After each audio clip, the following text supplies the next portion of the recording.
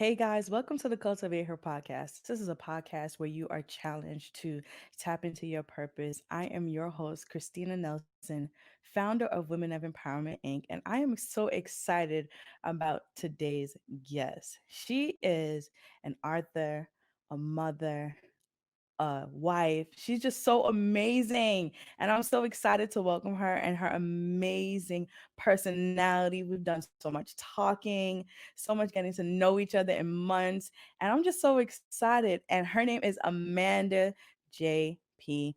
Brown. I'm just going to add her in for you guys to see her.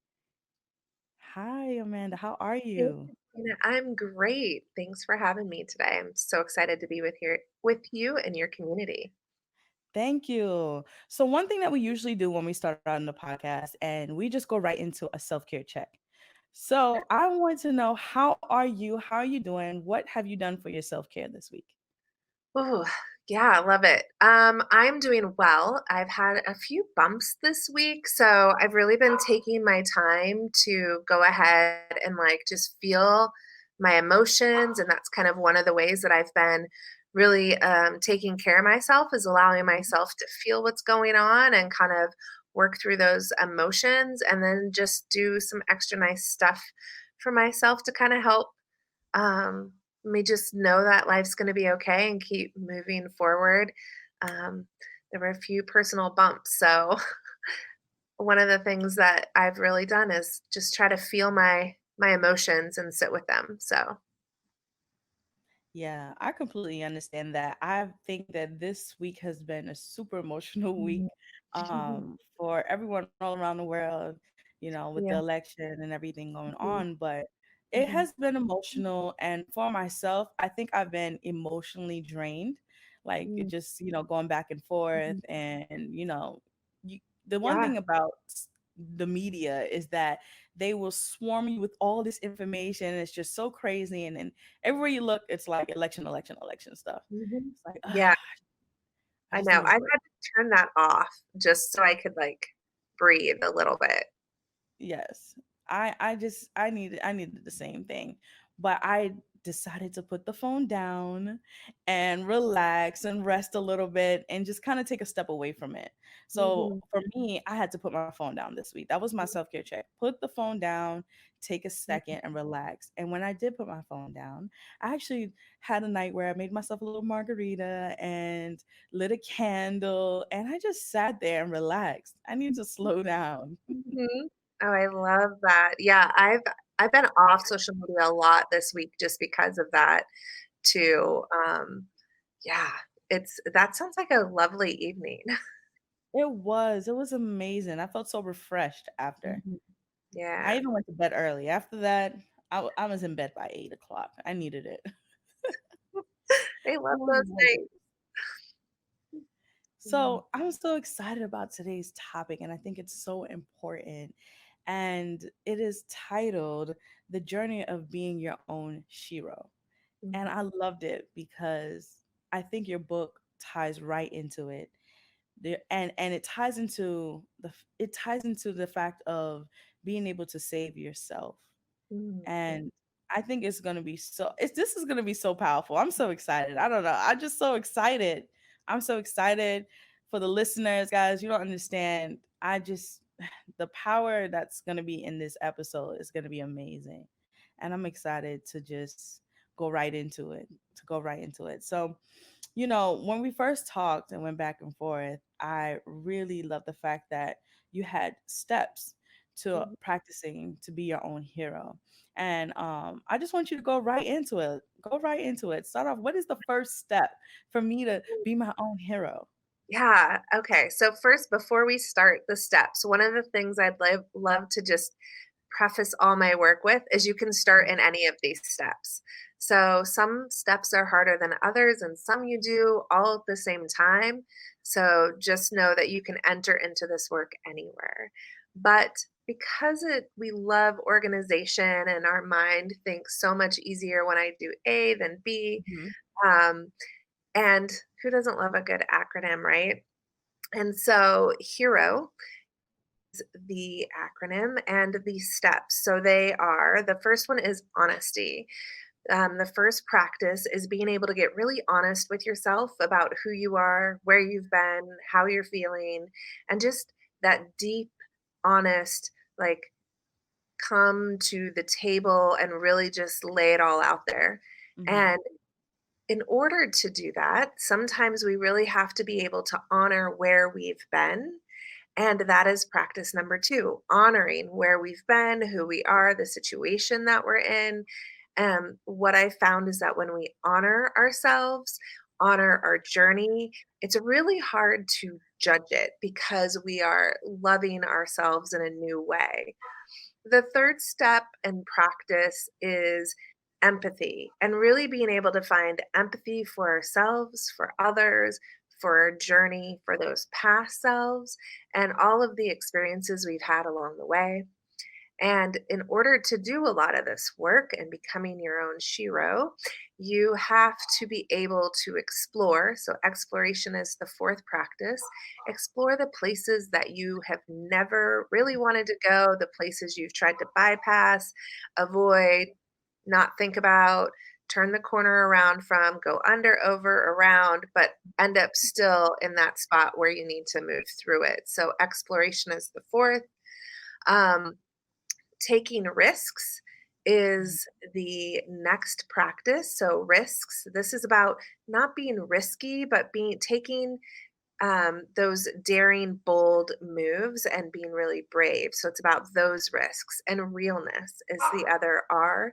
Realness is about showing up in a really authentic and powerful way, which is also risky. So it's getting comfortable with that discomfort, but really Mhm. showing up, not hiding who you are anymore.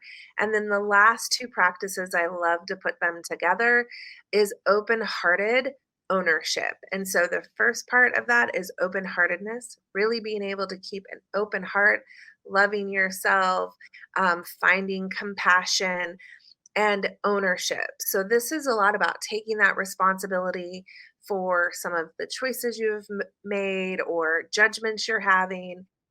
And in order to do that without blaming ourselves, we have to have that open hearted and loving, compassionate space to be able to really take this ownership because that can be really hard.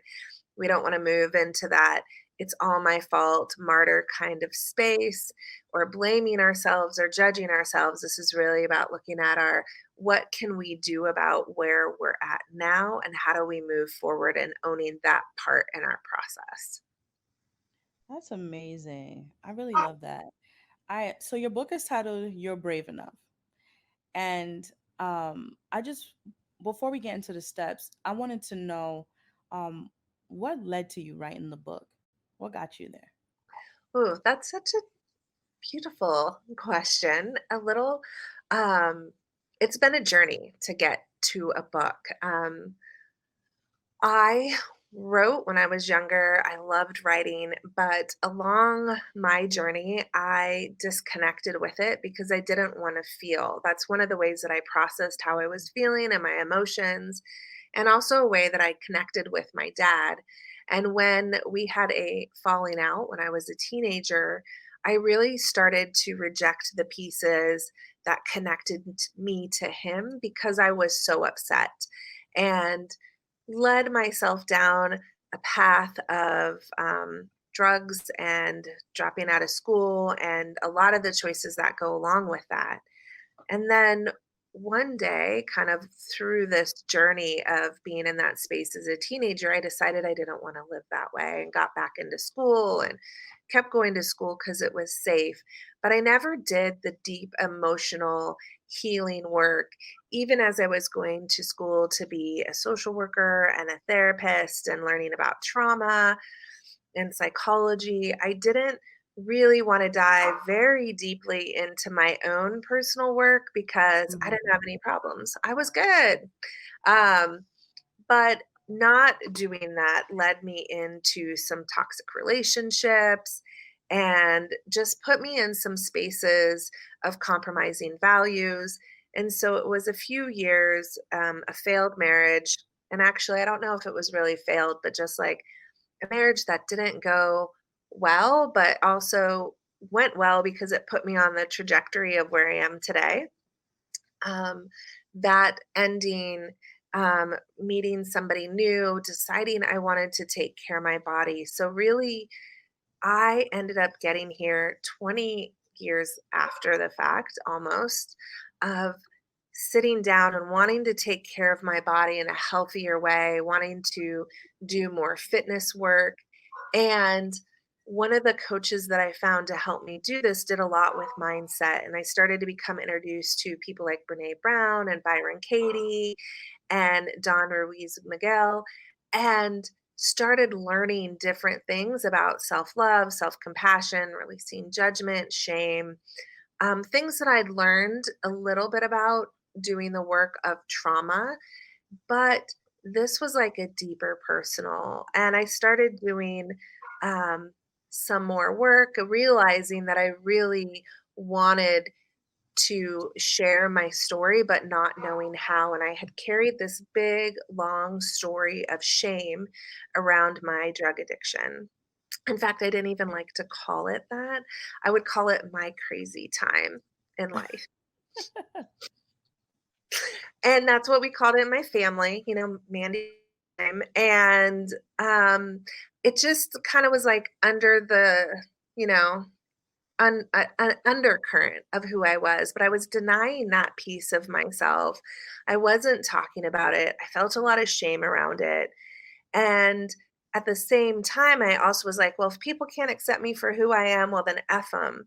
But yet I wasn't accepting myself. And when I really sat down to do the work, I realized that I had to be more honest about the life experiences that I had. I had to be more willing to incorporate all of who I was instead of just being in these little segmented pieces that I thought were socially acceptable and that would make me desirable to someone else. And that's kind of what a lot of where that first relationship was. A relationship had ended, and then I found this person who I thought would save me and make my life better. And it really didn't go that way. I compromised values. I found myself doing things that I didn't believe in. And so you were years later, new relationship was like, oh my gosh, I need to focus on myself. I need to share this story. Mhm. And it was when I sat down and wrote to my email list at the time, which mostly comprised of friends and family, my story of shame around my drug addiction and starting to talk more openly about that. It was in that, like being able to do that, that I found these practices. And then it took a few more years for me to get to the space where I could conceptualize it and put it in the structure that it is now. But I had been at this retreat in New Mexico and knew I had a book, knew I had to write about my journey in a bigger way and share this with more people, which I had sat down and began writing there, a different book, but took the intro to that book and put it into this book. And really, this is like the compilation of the years of my own willingness to accept myself wholly and fully and fall in love with who I am and, and able to allow myself to move forward confidently and powerful in the world. That's really amazing. On the last podcast, we talked about actually one of our topics was manifesting in your destiny and being Mm. able to see the that your brokenness has purpose. Mhm, And one of the steps were actually being able to let go of the shame of mhm, your brokenness and what you've been through, and actually like confronting it. And mhm, here you are confronting it upfront, saying, this is what it is. And I need to actually confront it, not be ashamed of it, and actually heal from this process. Whatever it mhm, is that has affected me, I need to have a process and heal from it. mhm. And I wanted to know, was the book a healing process for you?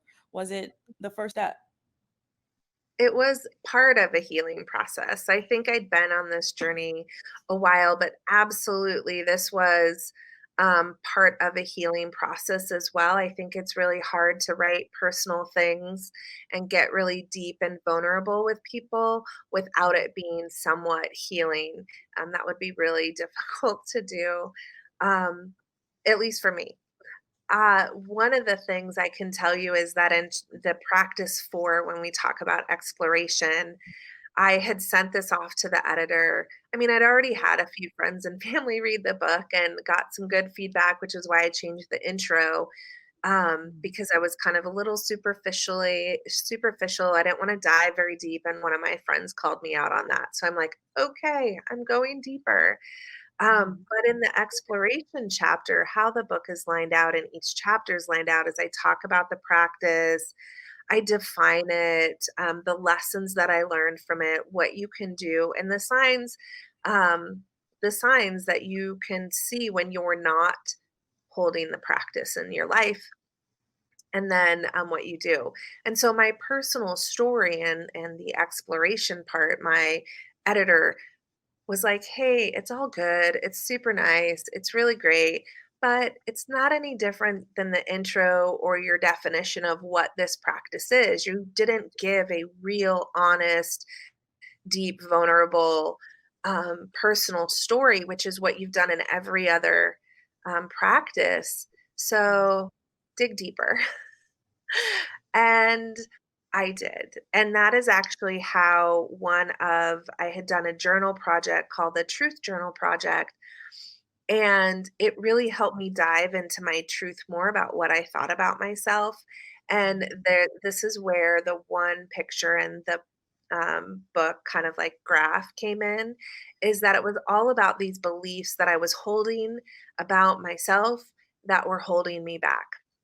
And I picked the most vulnerable one and wrote about it. And it is also the part of the book that I probably cried through the most, Wow. because it was so powerful, and it was something that I hadn't really even shared with anyone in like real life. Like I Right. hadn't talked about this experience that had happened to me, and here I was, like, putting it in a book in a really honest and vulnerable and real way, and showing up about how this impacted and directed a lot of the choices that I'd made in my life because I held this belief so deeply about myself. And that actually did spark where eventually there'll be another book, probably deeper into this area, but it really was healing because I was writing and crying, and like I immediately friend when I was done with the section, I was like, "Oh my god, I need to read this to you. Tell me if it's too raw or too it's going to turn people off." And she was totally supportive, and the editor was like, "Oh my gosh, this is amazing." So I'm like, "Okay, so it's not too much," like cuz that's the fear, right? When Right. you're used to people pleasing and wanting people to like you or accept you, is that you'll be too much for them, and you'll turn them off, and then you'll be rejected and abandoned, and so all of those emotions get stirred up when you're vulnerable. And so that actually was a super cathartic experience, and also very deeply healing. That's amazing. I'm interested to know you what I just want to go back to where you were talking about not having the practices in your life. What are those practices that I needed to have if I was in the process of trying to heal myself, right? And well, save myself because I'm my own hero. And what are those practices that one could be missing out on? Absolutely. So they're the practices in the book, but some of the practices include like self-love. And so that's that honoring space of who you are. So a lot of times we look back and we judge ourselves for the experiences that we had, the choices we made. We might say things like, "Oh my gosh, I was so stupid. I can't believe I did that. How did I ever think that that was the right way?" We have all the judgments. And when we're in judgment of ourselves, we can't honor that person who we are. So, a big practice is that honoring of our past selves And when we do that, we are going back and saying, you know, like for you, it would be like, so little Christina was doing the best that she could. And we really kind of shift and take that perspective of that person at the time who made the decisions that they did based upon the experience, knowledge, and perspective that they had. Because it's really easy to look back and judge ourselves because we have new information about what happened because of that, Right. instead of going, where was I in that space when I could only see two options and I didn't see this other thing that was possible to me? But really kind of trying to go into that space of honoring. And, some of the big signs that we're doing this is how we're talking to ourselves, the type of boundaries we have with other people. When we are looking for other people to save us, we tend to disregard our own ethics, morals, and values a lot of times, or kind of absorb other people's in order for them to accept us. We might find ourselves going, "Oh, I like that too," even if we don't. We might find ourselves saying, "Oh, whatever you want, it's cool with me," even if it's not cool with you. And it could be as simple as like you don't want to eat pizza and they want to go eat pizza, but you're going to go eat pizza because they want to do it. Yep. And you really just want a big, fat, juicy burger. Like, it's like that kind of thing. So becoming more aware of what is the voice inside of you saying, and are you listening into her? Wow, that's so powerful for me with you saying that because I think like women in general, we're always hard on ourselves. We just expect to Mhm. level up every time with anything that we do. Right? And I'm so hard on myself. I'm always confronting myself like you could do better. And Mhm, my friends always say to me, "You're just way too hard on yourself. You have to give yourself some leeway." And I'm mhm, just like, "Well, my biggest fear and I can speak I think I can speak for other women. I think our biggest fears is like making the same mistake more than mhm. once. You Yeah, know, it's like, okay, sure, I can make a mistake one time, but then the second time and the third time, it's like, how stupid could you possibly be, girl? You know, and that's what I say to myself, like, come on, girl. You made this mistake yeah, again. Do you not yeah, see it? yeah. And the reflecting, you know what really kills me is the process of and this is why honoring is going to be hard for me, Mhm, right? And mhm, it mhm, is right now in this moment is because I like to reflect too much. And mhm. reflecting is a good thing, but you want to reflect and learn, not reflect and condemn. And I like to reflect and condemn myself and say, Yeah. well, So you're going to want to bring in those other practices of empathy and open heartedness, which is why sometimes we need those other things to support the ones that are more difficult for us. Absolutely. And it reminded me when you said that, like, shame, do this once, shame on you, do this twice, shame on me. And it's like we're judging ourselves because we're finding ourselves like believing in other people, hoping in other people, seeing potential in other people, and then we get let down because of these expectations we have. And then we're like, see, it's proof. And it's not. And we shouldn't be shaming ourselves for believing in other people, for being hopeful that people will change. And sometimes we need to see things a lot before we really see things. Um, like we need to hear it from so many different people. That was one of my mom's frustrations with me as a kid, is I'd be like, oh, okay, cool, thanks. I'm gonna go experience it myself. And then I'd come back and hear somebody else talk and I'd be like, oh my gosh, here's this thing I heard. And my mom's like, I told that to you like 6 months ago. I'm like, oh, well, I needed to hear it from this person over here. But sometimes we need to experience things a few times before we realize that, oh, I don't really like how this feels, because to some extent, there might be a reason we need to repeat something multiple times. And so releasing that judgment about we should know better is really important. And I think you bring up another huge thing is this, how hard we honor ourselves, how much of a expectation we have. Like, this isn't about lowering our ability to be great. This is about being kind to Mhm. ourselves when we find ourselves struggling. And I think that's really different when you can shift that perspective. It's not about saying it's that I don't want to do better in my life or I don't want to achieve more, but it's also about like, okay, this is where am. It's that honest moment about, okay, I'm here. So what can I take from here? How can I love here? How can I be here without like condemning, judging, belittling myself for not being over there? Yeah.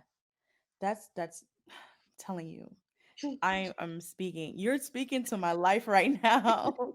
This is exactly where I am, and it's hard. It's so Mhm, hard. I want to be some, and I'm not gonna lie to you.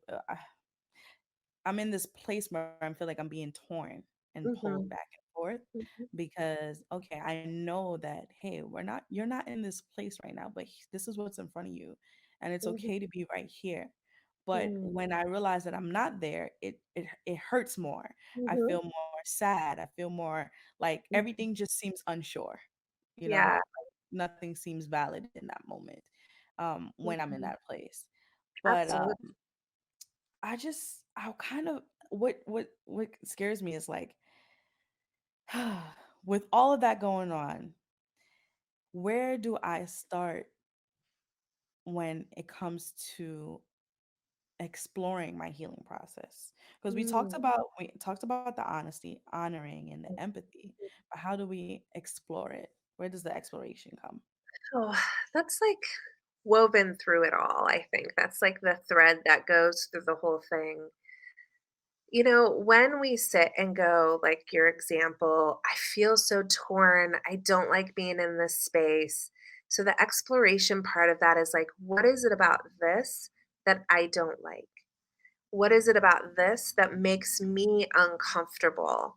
And Mhm. digging deeper into those fears, digging deeper into those stories, and then going, but is it true? Are these true? Um, is there something about being in this space that I'm getting? It's asking all these questions from multiple perspectives and multiple like ways so you can kind of keep going deeper till you get to like the core, until you can get to really being able to go, okay, I know I don't like this, so what else is going on that I'm feeling this push pull?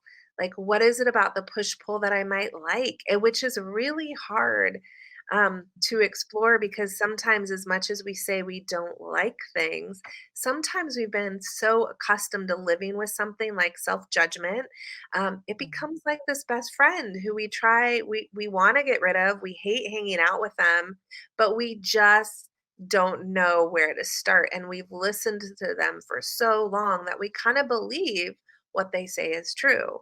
And so it's that process of sitting in the shit. Hopefully we Yeah, can cut a little bit. I get it. Mhm. Yeah, Yeah. sitting in it and going, "Okay, so now what? How can I be with this?" And really going, "How can I be with this and find joy in this moment even though there doesn't seem to be joy?" Which is why we have to shift around. I work a lot with the women that I work with of shifting, okay, you're looking at it head on, but what if you move to the right? What does it look like from that direction? What if you move to the right two more steps? How does it look from that angle? And really kind of moving around these things to kind of unearth and kind of dig up what's underneath even the fear of the fear, right? Wow. What's underneath the fear of the fear? That's amazing. I don't know why that gave me chills. It really did. It gave me chills because it's so hard to confront yourself. Oh yeah, Sitting in definitely. that to actually sit in it takes a lot. Mhm, You're gonna mhm, have to be a bold person. You're gonna have to be so mhm, real with yourself to sit mhm, in it, right? mhm. And when Yep, you sit in it and you confront it, the biggest step is pulling yourself out of it after. yep. Yeah, and you can. That's I think one of the fears is if I sit in this and I feel it, then I'm gonna get stuck here. Right. But Hmm. that's not necessarily true. What keeps us stuck is avoiding it, trying to move around it. When we feel it, honor it, love it, process it, and let it move over us, through us, it's not stuck. It's not there.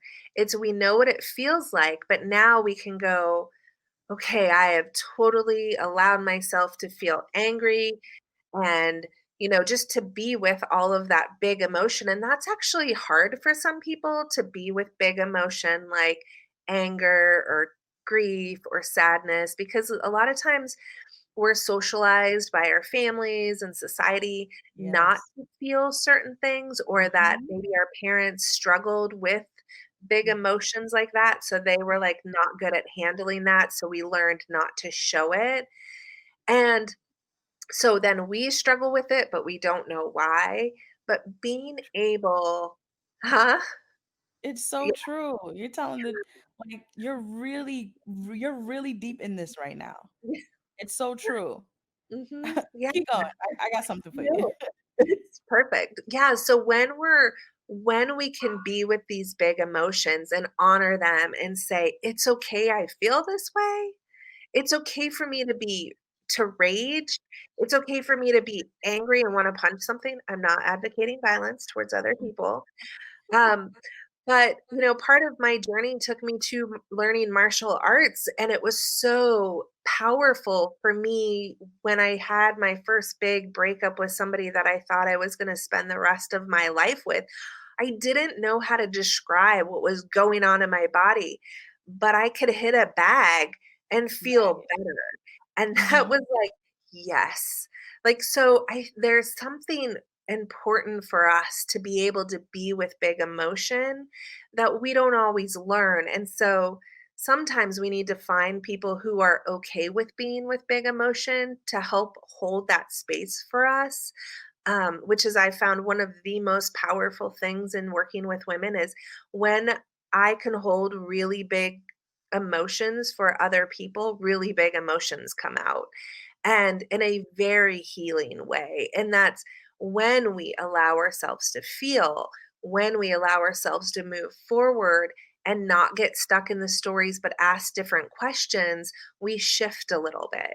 And Mhm. we, through that process, and I talk about it in the book of like being down in the hole and like cursing everything, like looking up and going, damn you this and damn you that, and I can't believe you, and this happened. And you see all those sticks and stones and all those branches that hit you on the way down to your like muddy pit hole that you're just like filthy in, and you're just mad and angry and sad, but you don't want to be that way, but you don't know how to be that in a different way at all of this up here.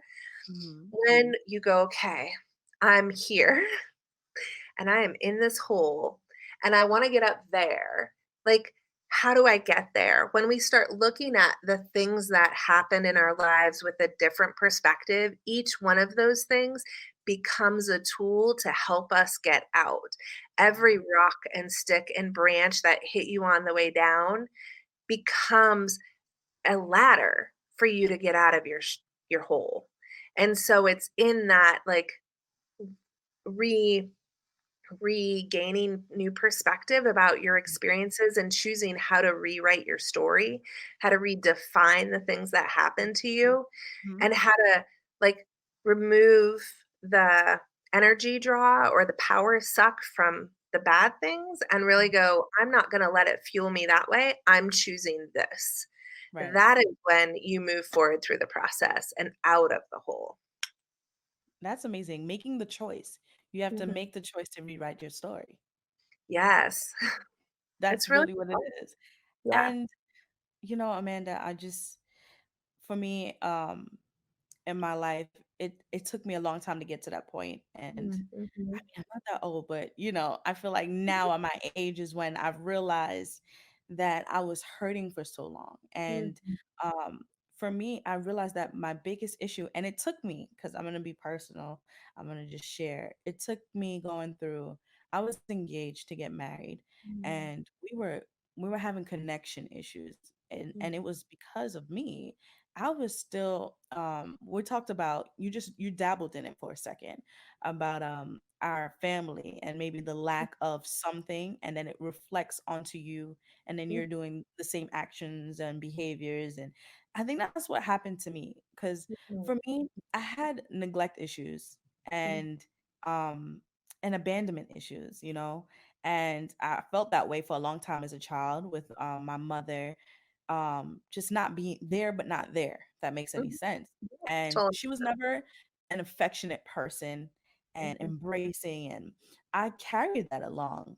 Here I mhm, am in a relationship, and this man is such a loving person, and I can't love him the way he needs to be loved, you know? mm, And it mhm, was a big struggle for me. I had to confront myself. I mean, mhm, like, we had to take a step back from each other. mhm, And that's when I was able to confront myself and say, hey, I was angry, first of all. I was angry mhm, that this relationship wasn't working. I know I love this person, mhm, but I'm struggling with myself. Why can't I love him? Why can't I just be loving? Why can't I be affectionate? Why am I mhm, struggling with this, And I started to slowly peel back some things where I had to mhm. take slow steps, and I'm still in the process. I'm still in Yeah. the process. And in the process of saying, like, okay, um like something, it could be the littlest thing, like just saying, like, you look great today, like, because words of affirmation is a thing. Mhm, Or just embracing him for a second, like a hug, like, I missed you. mhm, Or mhm. because when you're with someone for so long, after a while it just becomes normal. You don't feel you need to hug, or it's Right. just like, Mhm, you go by your day. But I mhm, realized that my mom wasn't like that with my father, mhm, and they weren't like that. And I picked up the same mhm, mannerisms and behaviors, doing the same thing. And it was holding me back. And not only with him, but with relationships with my friends, with mhm, my family, you mhm. know. And Yeah. I want to know, what for you, because you talked Mhm. about being in the shit, right? Yeah. What is one? I mean, your story is so amazing, like, really amazing. And I like that you talked about sharing it, because sharing it is what helped you be able to Mhm, pack on the emotions and feelings for these mhm, other women that you work with. mhm, Being mhm, able to share it and let your vulnerability out there, right? mhm, Um, what have you been able to unpack in your life and mhm. made you so strong to hold on for these other women? Oh, so deep. First, I want to reflect that we often um, learn so many things from our parents that they never intended for us to learn. And often, how we grow up is how we see the world. And so, that's not to condemn our parents or to say that they did something wrong, but that's just something for us to be aware of when we start unpacking our stuff. Mhm. Um, and there's been so many things for me. So, one thing is that part of being strong is part of who I am, in the sense of, like, you hold your shit together, you just don't let anybody see you cry, you just keep Yep. going no matter what. You are not going to fall. And Right. wow, that's really great. Mhm. And that has actually been one of my struggles in relationships, because being so strong to be able to hold everything together means that I'm not letting people in other ways to have connection with me. I love that you brought that up, because a lot of times we block connection. Yep. Um, I realized that in a relationship where I was having intimacy issues, I was listening to Brene Brown's The Power of Vulnerability on a way to a retreat. And all of a sudden she was like, what your I don't know how she said it, but basically what she said was that, and she didn't really say this, but that I realized that it was my fault. I was having this intimacy issue, that I was part of the problem because I wasn't willing to put myself out there because I was Mhm. scared. So my fear of rejection was me rejecting the situation before. Um, And I think that was one of the really big things is like realizing like my fear of being rejected by other people was actually my own self rejection. And when I realized how much I was rejecting myself, how much I was trying to mold myself into what I thought people wanted, um, and I realized it in my first marriage where we were broke up, we were just ended. It was where I was thinking of contemplating having an affair, which I did not believe in. My values were so like, I don't even know at that point. But I was like, I can't do this. I can't live like this. And I walked into a work party and it was the all American girl, red, white, and blue, apple pie and ice cream. And I'm like, who is this party for? This wholesome, like sweet party. I'm like, that is not this girl. And not that I'm not a good person or that I don't support my country or any of those things, but I am not that. That Right. was all him. And I realized how much I gave away of myself. And so part of like my awakening was trying to go, I'm never going to do that again. Mm. But when you don't do any work to heal yourself, even if you're aware of something, things sometimes get a little more subtle, a little sneakier, which Mhm. is why we end up back seeing the same thing again. And so, in my current relationship, the next big relationship I had, I wasn't necessarily seeing it as much, but one day I realized after we'd gotten married, oh my gosh, I am doing all this work. We'd been together at 7 years at this point. I've been doing all this work and I'm just rediscovering pieces of myself. And Wow. he's like, I don't know who you are anymore. And I'm like, well, I don't know why you don't know that. And it was like this whole big thing. And then I realized one day, oh, I did it again. I compromised, I adjusted, not like I was compromising my values in the same way, but he would say, "Oh, I like this. I wanna go do this." And I'd be like, "Oh, I like that too." Even Yeah. if I actually really didn't care about it, but I liked it because I got to spend time with him and it brought him joy, which brought me joy, which is also something very common of women is taking, pride in being with other people when they're happy and what they love doing, but without really checking in with ourselves to see, is this really what I like to do? And so we had to have a conversation around that, around how he thought I had lied to him about who I was.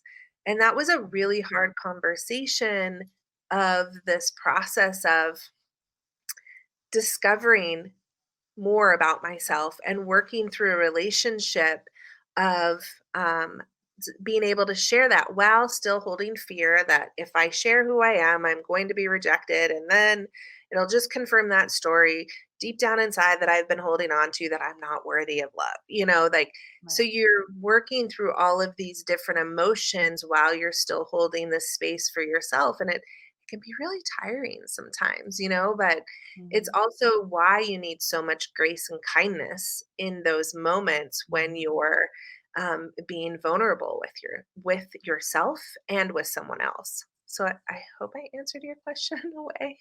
Oh, you definitely did. You definitely did.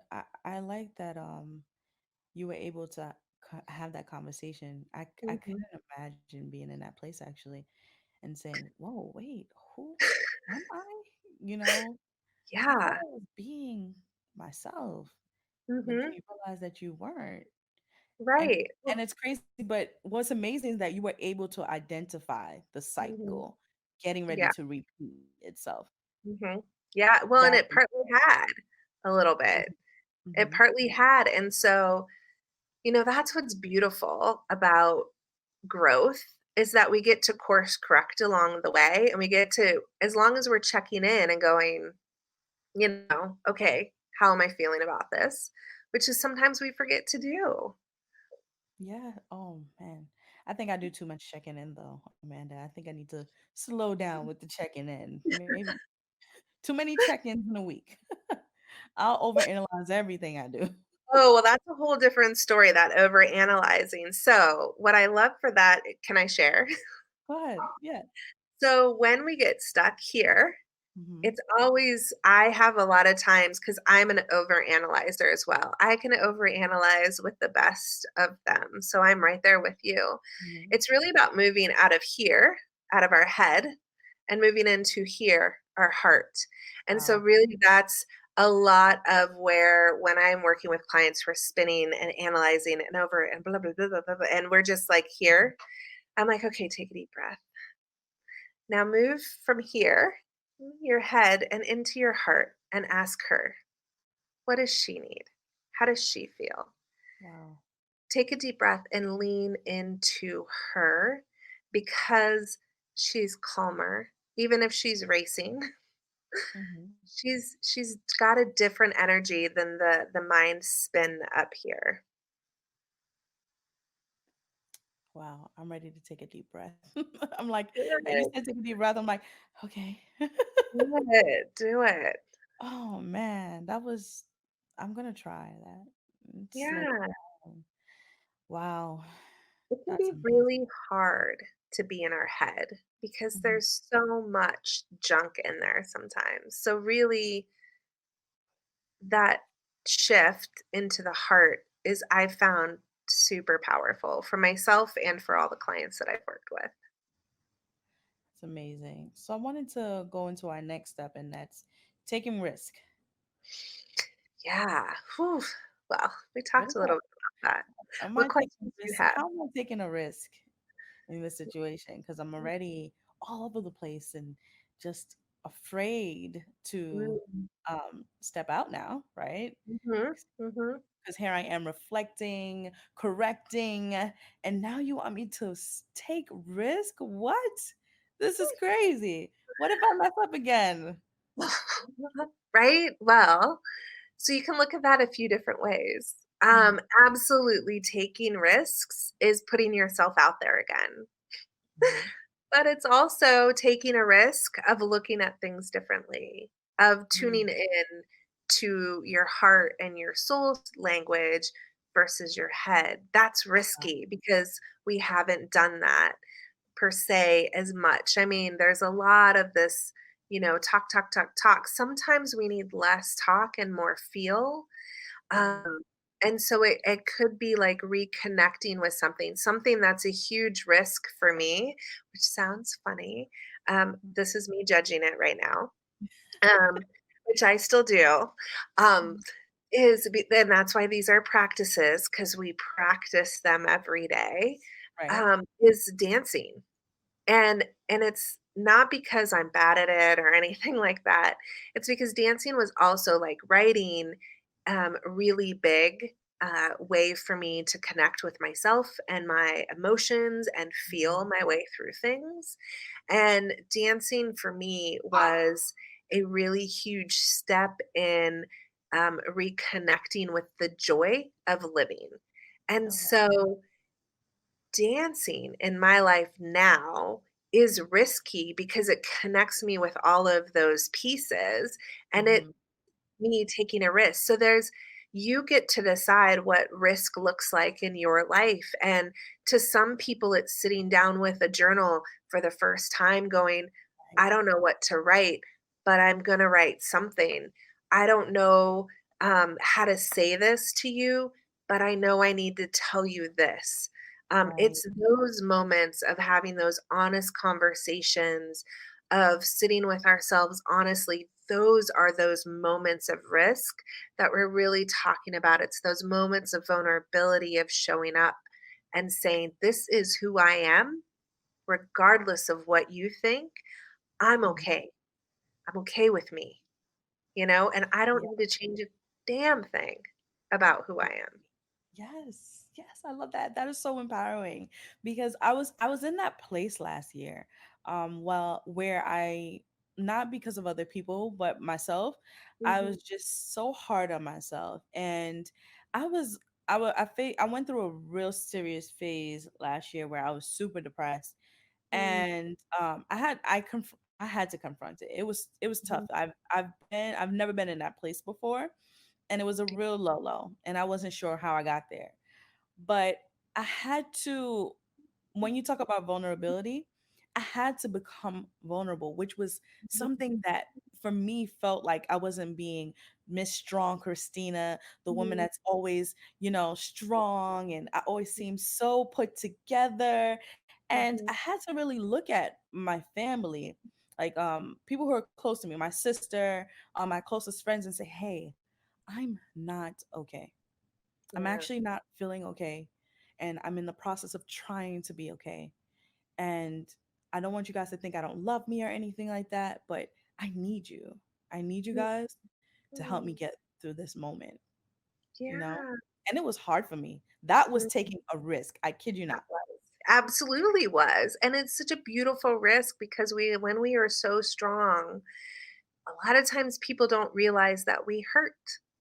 Yeah. Like, I didn't even know that I could be depressed at all. Like, that just isn't in my wheelhouse to understand what that means. Like, obviously, I know what that means, but for like me, emotionally, depression, like, until one day, a coach I was working with, one of my friends had been like, "Hey, are you having some depression?" And I'm like, "Well, no, what, huh?" Like, and I, Me? like, had to, like, take a look at that, like, look at how am I like, and that's a risk, and I love that you took that risk to say, "I'm not okay, and I'm Yeah. okay saying I'm not okay, and that I need help."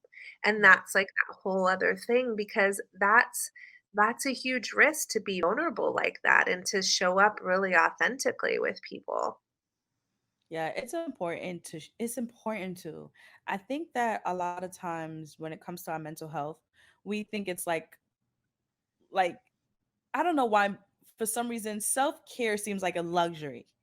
You know, Mm, yeah, people don't realize true. that it's something that you need. It's not like it's not high and mighty. I mean, it deals with you just taking care of you mentally Yeah. and emotionally, just letting that all out.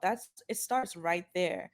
And for me, I realized I wasn't taking care of myself Mhm. mentally. I was Yeah. just going down this crazy road, and I needed to actually just step out. And it's so Mhm. crazy because you talked about dancing, and I I do not, as a kid I used to love to sing, right? But then over the years I got so afraid. I was just like, Oh. singing was so scary for me. And then, going into the new year, I was like, I joined a church here in Florida, and they were rebuilding they moved to another building, and they were like building up their team, making big changes. And I was like, I would like to be on the praise team and, sing. And I kid you not, I'm still afraid till this day. I get up on that stage every week and I'm still afraid, but it's good to just, it helped me for some reason. Yeah. It helped me get through my emotions. Absolutely. Oh my gosh, that's what I love about dance, singing, art. Like, Mhm, sometimes we hear stories from other people that we're not good at something. Not saying you heard that, but for some mhm, reason, or somebody gave us a weird look or something. Who knows what happened, right? And then we internalize like we should turn this off. But that's like the expressive arts and experiential part of healing. So is in music and dance and art, and right. it is profoundly powerful beyond words could ever do. So I'm so glad you found your way back, even Thank though it's you. scary and that's a risk, right? Showing up Yeah, every week and putting your voice on display for everyone, and I'm sure it's amazing. But thank like you. that's a huge risk to be able to put yourself back in Mhm, the spotlight that way. I just love that. And you brought up self care of luxury versus necessity. And mhm, as women, I think we've been told that we're not supposed to take care of ourselves. Like we are, but we're not.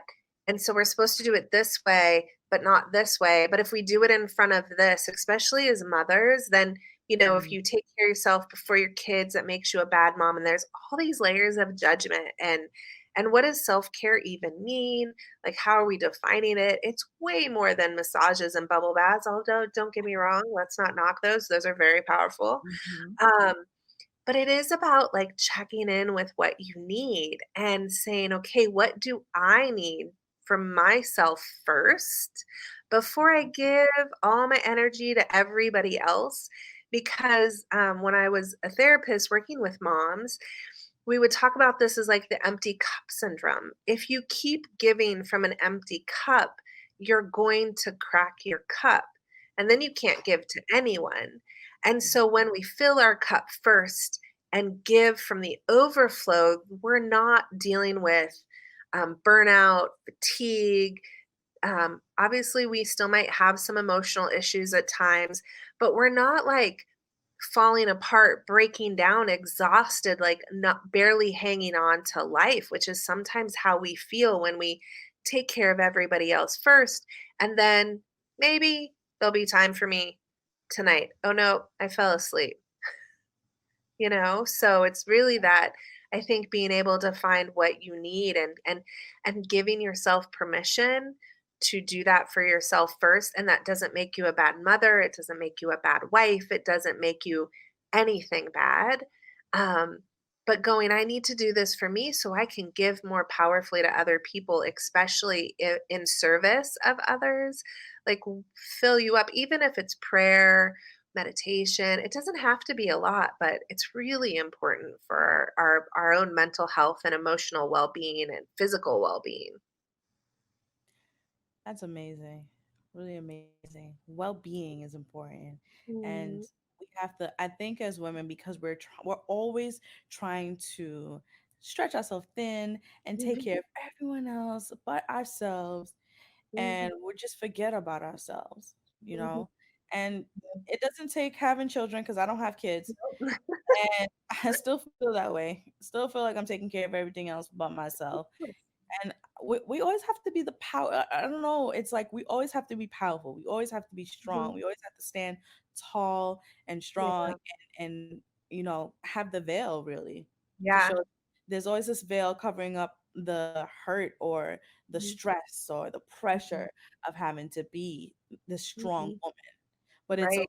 okay. I Mhm. think I think at the end of all of this, my takeaway is that it's okay to not be strong.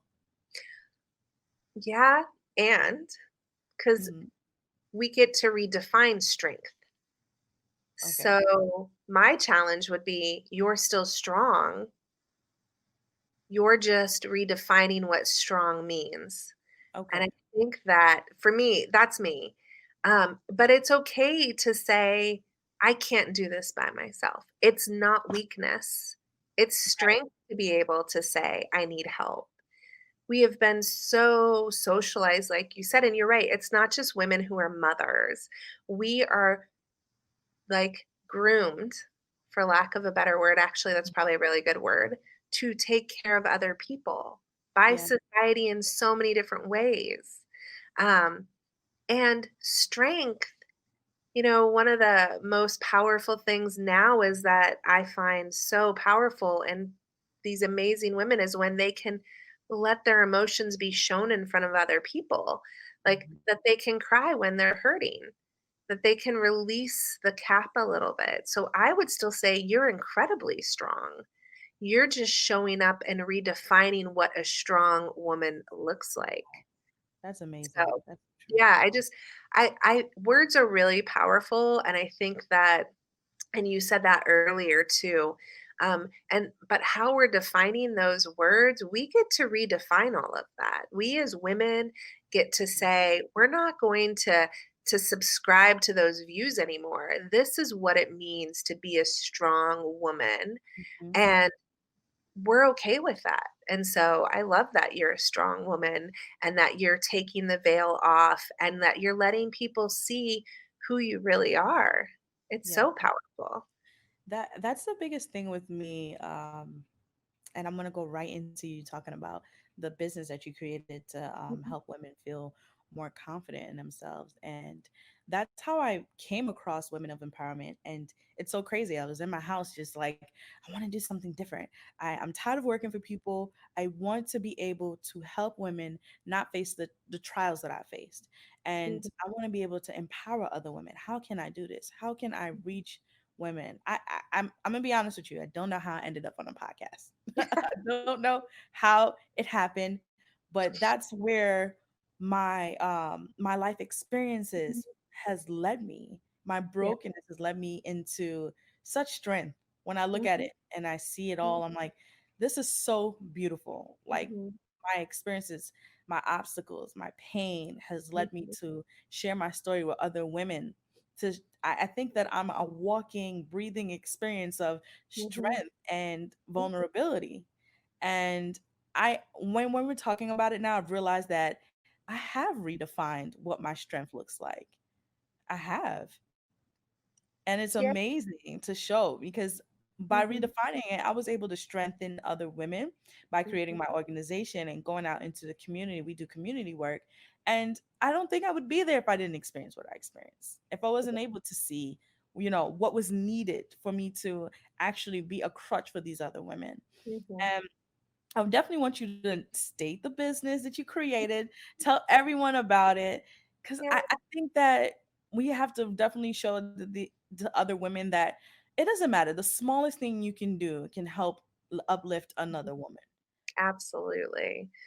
Absolutely. Well, thank you. I love that you are redefining that and that you are helping support so many women. It's so powerful. That is been one of the most powerful things is seeing women come together Mhm. hand in hand. And I love holding. So part of my business is creating groups and bringing groups of women together through the work that I do. So I have a couple group programs and that I run periodically throughout the year. Right now, a lot of it's virtually. I'm hoping that we can do retreats again in the future with the pandemic. It's a little more unsure exactly when we can hold those in the way that I'd love to.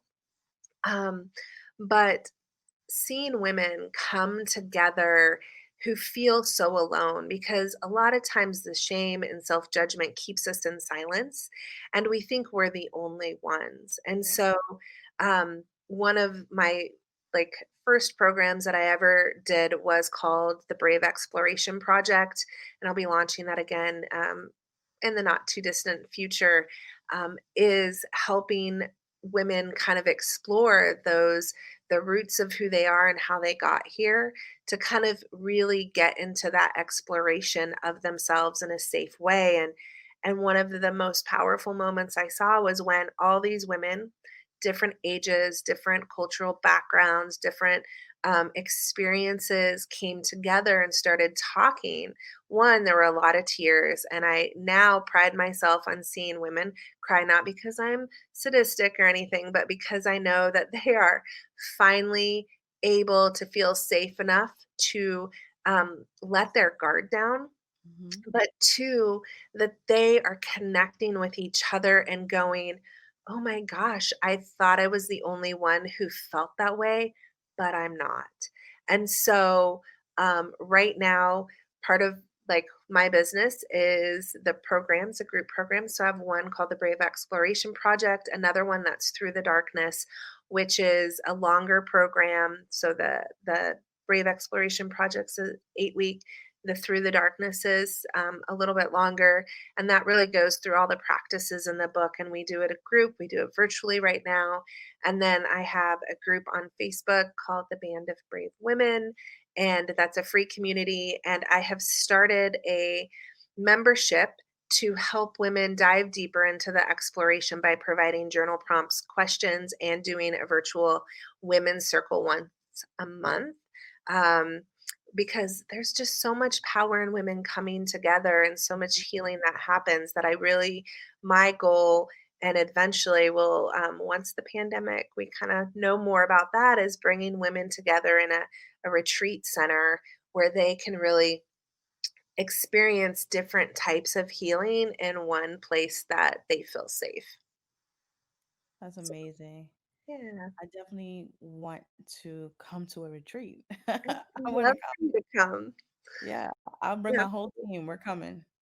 I awesome. think I that'd be a good think experience. yeah, absolutely. I think, it's just I love doing retreats because there's nothing more magical than immersion sometimes into the work. Obviously, it's important to be doing it and adjusting through your everyday life when you go back, but there is something profound about being all in Hmm. in the deep healing work that can happen. And I have seen women shift from not being able to look at themselves in a mirror, like you talked about it earlier, of like being able to sit with ourselves. Like a mirror work can be really powerful, but to look at yourself in a mirror and say, I love you, and to mean it deeply, a lot of women cannot do. And I have seen women shift and not even be able to look in the mirror barely, to like by the end of the retreat being in absolute love with themselves and wanting to share that. So I love that. I don't know when the next one will be, but fingers crossed 2021 will be able to have one. Yeah. Wow. That's so beautiful. And that's so deep. I can't even imagine being there in that moment. I'll be boohoo crying the whole time. There's I'm a just lot of like, tears. yeah. So I have three powerful questions. It Mm, might be loaded, but let's see if we can. okay, Let's see if it's good. If we can perfect. keep it short. Um, how do you set content with yourself? How do you feel content? I'm sorry. How do you set and feel content with yourself Mm. after Uh, all that you've been through? that's a great question. I've never been asked that. I love it. I think that the way that I feel content with myself is just knowing that everything that I have been through has brought me to here, and I'm loving myself. So all those bad experiences, all those like bad, things have just been gifts, that I've allowed myself to kind of learn those lessons from after I've processed it. But just being able to go, I'm okay with me, and really being comfortable with being me. So it's really about have been able to do that work and to connect with myself every day, surround myself with things that make me feel joyful and love. And for me, being content is a lot about being in nature, so I've reconnected with that a lot. Wow, that's amazing. All right, this might be another loaded question, but how do you find the greatest healing? Mm, If it exists, how do you find that greatest healing? I think this is a personal journey for everyone. This is why I say I always walk with the women I work with. I'm never leading them, I'm walking beside them, because we each have our own path. And there are so many different paths to healing, that one may work for you, but not for your friend, not Mm, for your sister. So finding the healing that is for you, and that's why there are so many amazing women and even men doing great work out in the world, um, to help share their stories and what has helped heal them. But just know that if something's not working for you, to check in with yourself and go, what do I need to heal?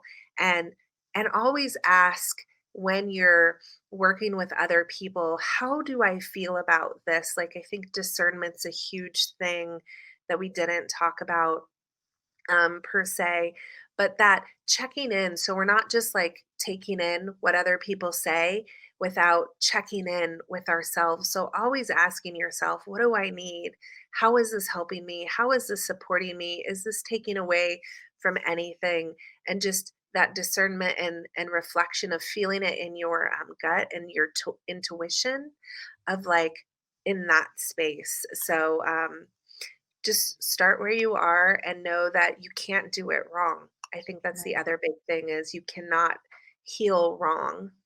Hmm. That's really good. You can't heal wrong.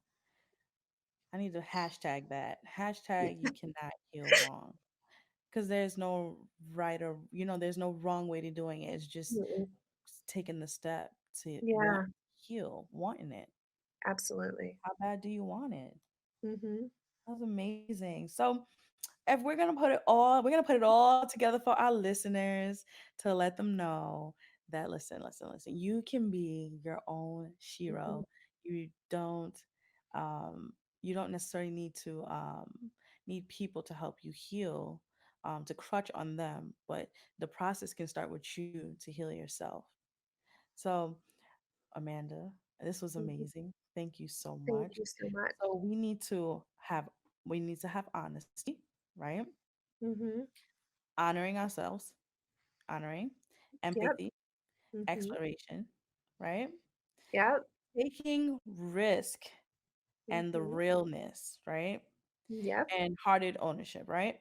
Am I missing Open-hearted one? ownership. Open heartedship. Yes. Mhm. Open heartedship. We need that. This was amazing. Can we just plug you in real quick? Where can we find you? Where can we get your book? Where can we find you on social Yeah. media? Absolutely. So I am on Facebook, Amanda JP Brown, much more active there than on Instagram, but I'm there too. I have a free gift for all the listeners today, or who are listening at any point.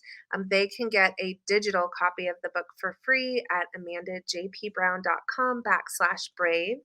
If they want a signed copy with an inspirational, divinely unique message just for them, they can order one at amandajpbrown.com/shop. I love sending them out. And I am on, I have a lot of stuff on the website. So if you just go to amandajpbrown.com, you'll be able to find resources and blogs and upcoming programs. But I'd love to share my book with them. And also, if they would love to join, if they're on Facebook and want to join the community, it's Band of Brave Women. And if they're interested in the membership, that is Brave Women Rise. Awesome. That's amazing. Thank you so much, Amanda, for coming on and really uplifting and sharing your story. I love it. You have inspired me just right Mhm. now being on here with you and talking it out. And you see, I got all personal with you, and I love it. but you're just so easy to talk to. And I'm great. I'm so happy to have you on here. I can't wait for the next book. Yeah, me either. I'm Thank you ready for so much it. for having me. It's been an honor to be with you, Christina, and the women of Cultivate Her. Thank you. All right, guys. You know, you guys can catch us every single Tuesday, new episodes. Every Tuesday, we are on YouTube, we are on Instagram, we are on Facebook. Follow Cultivate Her, okay? And also, don't forget to follow Women of Empowerment. That is WOE Inc. on Instagram and Facebook. See you guys next Tuesday.